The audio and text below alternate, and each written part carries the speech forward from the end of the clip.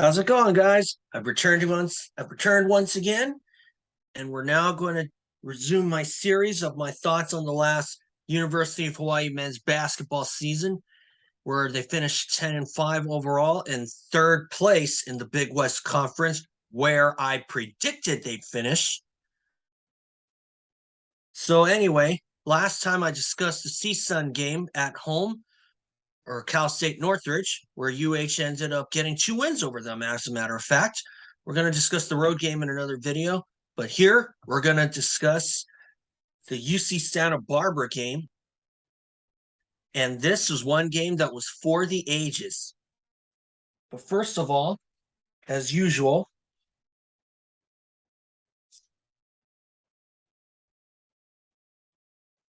in case you haven't noticed,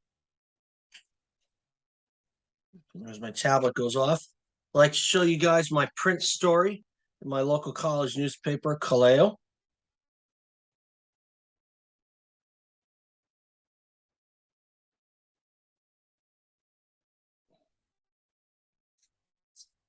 And did I think they were going to win this game? I actually did not think they would win this game because UC Santa Barbara, they have a reputation. They're the defending Big West champs. They're a team that was picked to win the league again this year. And obviously, because of COVID, it did not work out for them. I'll go ahead and say right now that Long Beach State ended up winning the Big West Conference this season. But at this point, after this game, it looks like it might be UH's year. And I'll tell you why.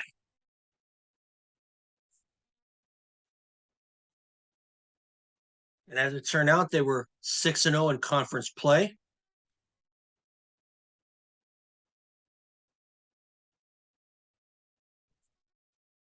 And we're going to go ahead and share my screen real quick.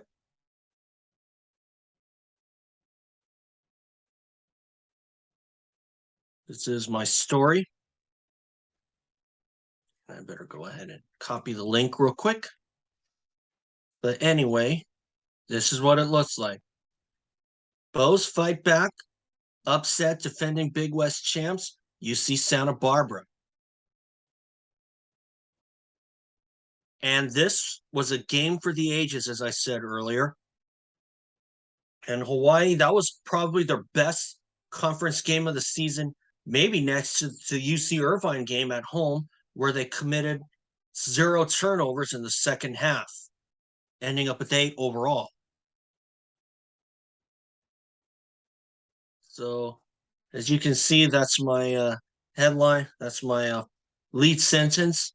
They're in 7th heaven now. I hope you guys got the connection to 7th heaven, because there's a show called 7th Heaven, and they've won 7 in a row. 6 in conference play, of course. Excuse me. And as I written here earlier, they had a gritty come from behind win, 65-62 over UC Santa Barbara. And this was a very important win for the Bows because last season, UH ended up losing to them twice. The second game being in overtime.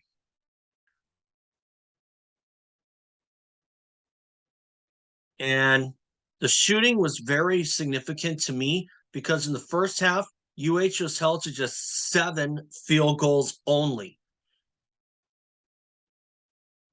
That's right, 7. And of course, in the second half, they ended up with 15 of them. They ended up with 15 field goals converted. 7 of them were triples. So they shot over 42% overall. They hit 9 triples, 2 in the first half, 7 in the second half. And they were 12 for 17 at the free throw line. Junior Madut led the way with 16 points and 9 rebounds. And this was a very big win because not only for the season, but for morale purposes, because I kind of thought that that if they were going to win this, it would be by the skin of their teeth, which they would. But I kind of thought that Santa Barbara might get 2 wins over them like they did last season. But as it turns out, we ended up splitting the season with them. We ended up losing on the road at their place later this season in March. But Kamaka Hepa was definitely one of the X factors in the second half because he hit his 13 points. They were all in the second half. And he was also 4 for 6 from 3-point range. And all those triples came in the second half. And Kamaka touched on that, saying it was a good obstacle for us just in terms of another opportunity for us to handle adversity. It's little things like that, and I definitely agree with Kamaka. And I definitely think it's major things like that that certainly proved to me anyway that the true colors of this team really started to show. So this is basically what happened. The first half was just one to forget, with falling behind by 19 points early on. It was 23-4. We were probably thinking that this was a replay of the Diamond Head Classic in the first game where they took almost the whole first half to crack 10 points, because that's what it looks like. As you see right here, it took them nearly 14 minutes to crack 10 points. They did so via Junior Madut hitting a triple with 6:34 remaining.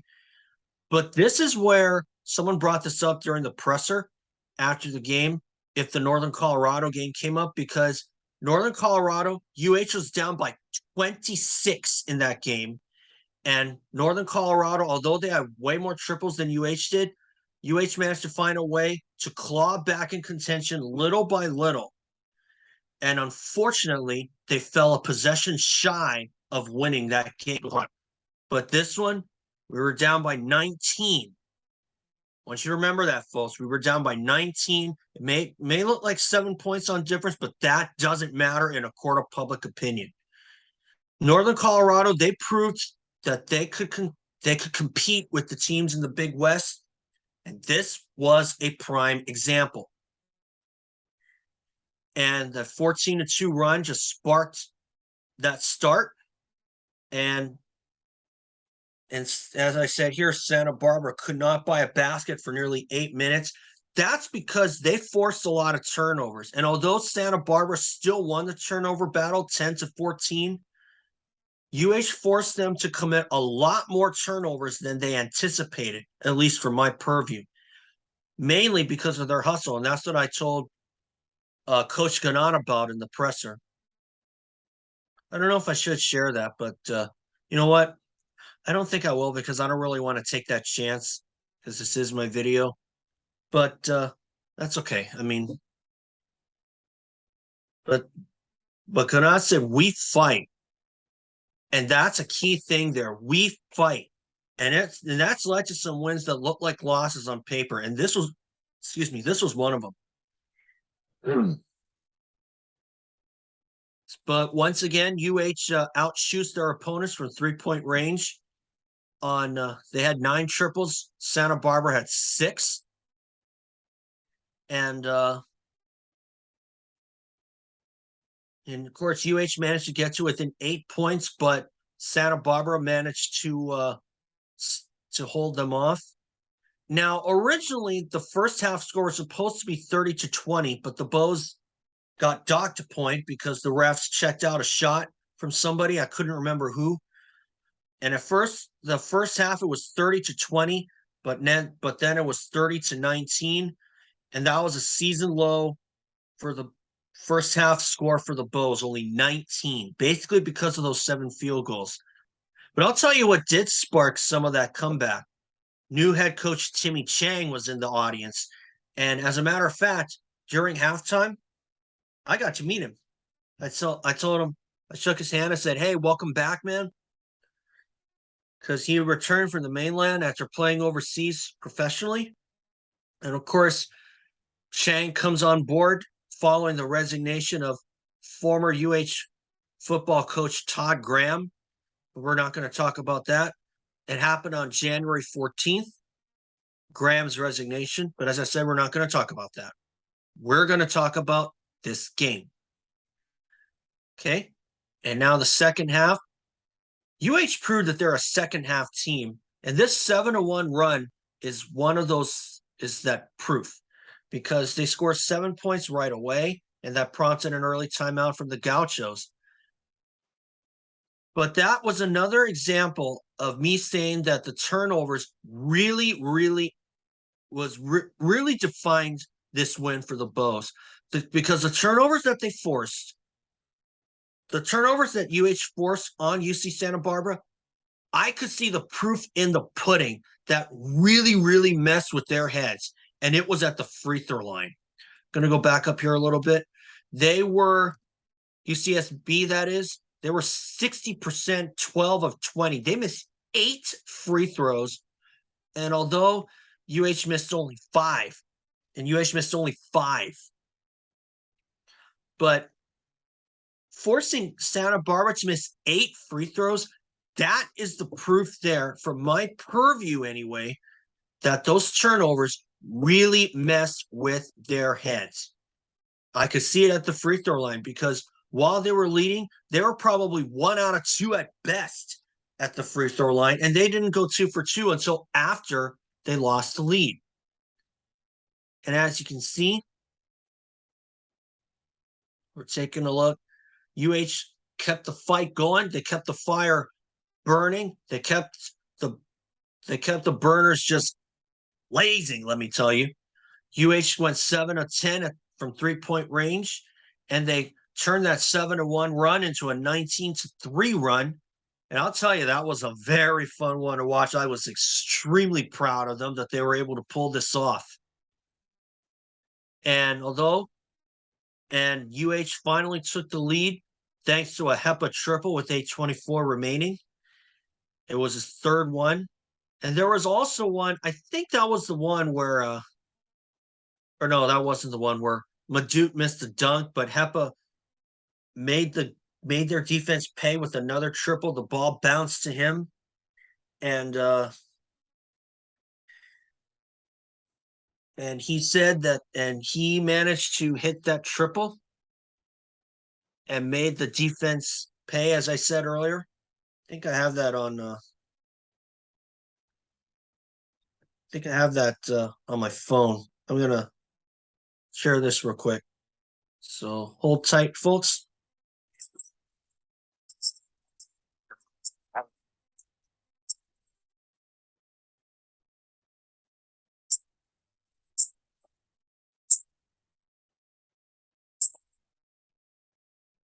Okay, wait a minute. Go ahead.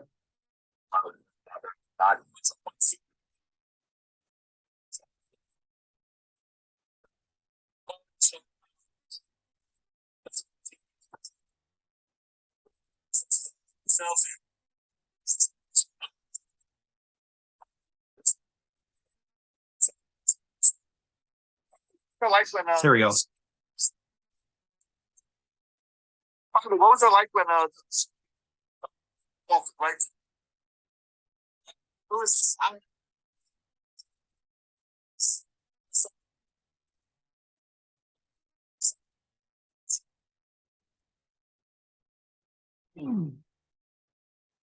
It was in that moment where I knew that comeback, and they were going to get over the top, because the way they were playing, they were just relentless, like a bunch of rabid dogs. And you see there's a tweet here. This is how electric, thanks to Timmy Chang in the house, I think this place got way more electric. Let's view this right here. In fact, do I have the sound on? Let's see. In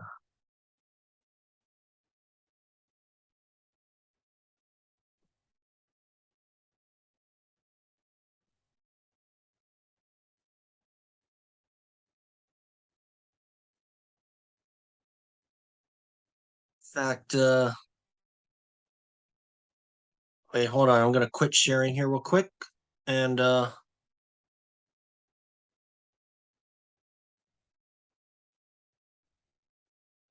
there we go. Let's share sound. Hepa has awakened here from distance, and part of the reason why Hawaii is now in front. Amorolado adding to it, the onslaught and comeback for Hawaii. Hepa. Okay. Let's view it. And that is how loud this place got. I was just kind of chuckling and at my seat at the media desk. Of course, obviously at the media desk you can't cheer. And I didn't cheer. I was just kind of grinning underneath my my mask, but I was very, very happy that they were able to pull that off, and they fed off the energy of the crowd.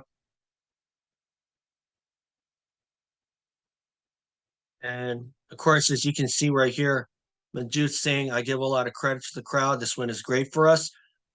It was a very good win for them, and this was very, very important for my purview that they got this win, to know that they can get wins over teams like Santa Barbara. Did I think they could pull off 2 wins against them? I didn't think so. But with that win, I started changing my tune. And this is probably, and it's little things like that that just really make a big difference this season. And that's probably the one thing about this team that hasn't changed at all. They have like a laundry list of good stats to take away from after games, whether it's a win or a loss. Like this one here, you fight back from 19 down to win it by 3. And they actually got some help there because one of their players went down and he was unable to return. But you got to give Santa Barbara credit. They're a very good team. They were picked to win the league. They didn't do that this season, probably because of COVID. But to tie at 36 rebounds is a big statement. Because and despite all that, UH still managed to not be out rebounded for about the 5th consecutive, or actually made it 6 out of 7 games where they did not. They made it 6 out of 7 games where they did out rebound their opponents. Or actually, I take that back. 5 out of 7 games because this is a tie. But make it 6 out of 7 anyway, but I still say 6 out of 7 anyway, because they were not out rebounded, but they were tied. They either out rebounded their opponents or tied them in rebounds. So just want to get that straight. And although UCSB did win the turnover battle, they probably committed about 4 or 5 turnovers more than I bet they anticipated because of UH's rally. And that was a great one to watch. Can't wait to see it when it airs on Spectrum Sports. And thanks to Timmy Chang, that place was electric to stand. I mean, in my heart, I was cheering, and I just kept it to myself, So that's the result, a perfect 6-0 record in the Big West Conference standings. And at this time, UH managed to make it to the top after Cal State Fullerton got beaten by UC Riverside, as you can see right here. And of course, Riverside, they're a good defensive team. Coach Ganada said that. And that would be one of their opponents. And it seems like Riverside is always the team that breaks win streaks. And we'll discuss that in the next video. But for now,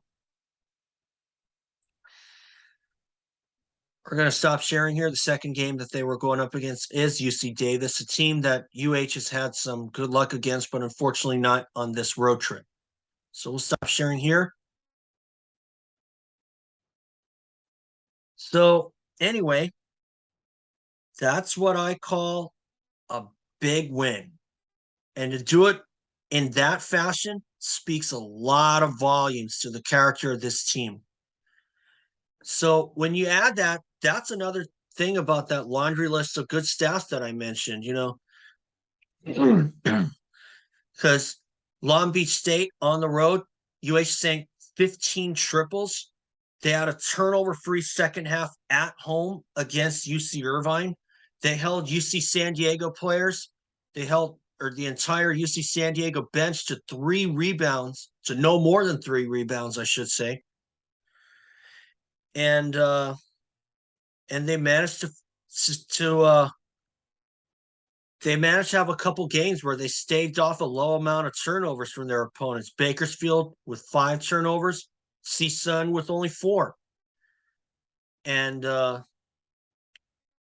course, this one, they claw back from 19 down to win this game. And it's a very important win for them, as I said earlier. But unfortunately, 7-0, 7 wins in a row, that would be the most that they would win. And of course, as I said earlier, they gave away the next 2 games. Actually, they gave away the next 3. They dropped the next 3 anyway. And the problem basically was turnovers. And they got exposed on turnovers at the CSUN game. And it did hurt them for a bit. But I will mention one thing that'll come up in one of the upcoming videos.